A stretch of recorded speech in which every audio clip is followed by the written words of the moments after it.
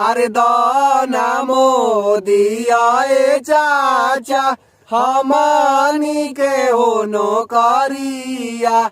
अरे जबाले ना देवाए चाचा होई नहीं हो सदिया। अरे चढ़ते लगन होके हो लागे बीतारी ले गुदा गुदिया। अरे दाना मोदी आए चाचा हमनी के हो नौकरिया। अगुआ ससुरा तकबो ना करे हमनी के हो दुआरिया। नौकरी कईल बाटे जरूरी भले बाउर बासुरतिया। देखते बाबू देबेले गारी दौरस लेके हो लठिया।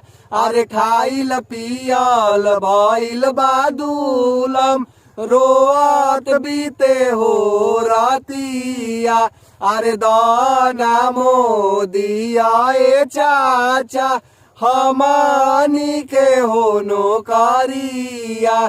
चाचा हो नीतीश हो चाचा बुझेला ना हो दरदिया। रोजे ताना मारेला सभे हिता नाता औरी गोतिया। अरे लागता बेकारे हो गईल कईल सब हो तैयारिया। अरे दाना मोदी आए चाचा हमनी के हो नौकरिया। ससुरा तनिका दोनों का पढ़ावल बेकार हो गईल। हमार माँ पैसा नली में बिका गईल बा। का पढ़त ला सतना दिन रे? पापा जी रोजगार के पढ़ाई से कोनो मतलब नहीं खे। आज जौन अनपढ़ बा ओकरे पास रोजगार बा, आ जे पढ़ल लिखल बा उ बेरोजगार बा।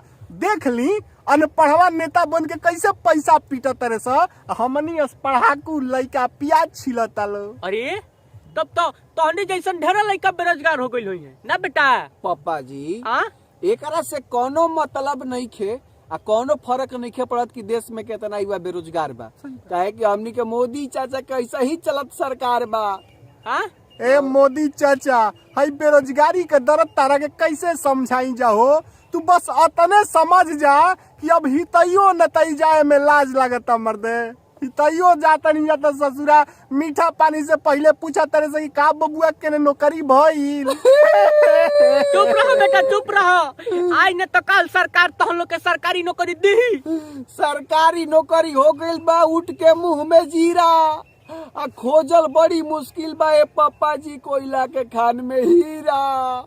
एयरफोर्स का नौकरी ले लो बेटा, ना तो नेवियो का नौकरी ठीक है बा। देश के सेवा करे खातिर कुल ठीक बाड़ी से नौकरी। जम के मेहनत करल तो दोनों जना हमर लइका होलो। अरे जम के तैयारी तो कैले बनी जाए पापा जी, लेकिन कोनो वैकेंसी आवे तब तो। वैकेंसी निका बहुत ना कुंभकर्ण के नींद में सुतल बने मोदी चाचा इनका के जगावे पड़ी और हई बेरोजगार युवन के ताकत दिखावे के पड़ी। मोदी चाचा छन से टूट जाई सपना, अगला बार सरकार ना बनी है युवा बेरोजगार रह गई तो जीते खातिर दे दे तारे हर बार आश्वासन रोजगार के। ए मोदी चाचा सब बुझ गई तार जुमला तारा सरकार के। ससुरा हमार तो नाच खेलावे के सपना तनी के तूर देलसन। हमर मोय कमाई ना जाने कौन बिल्ली में हुर देलसन।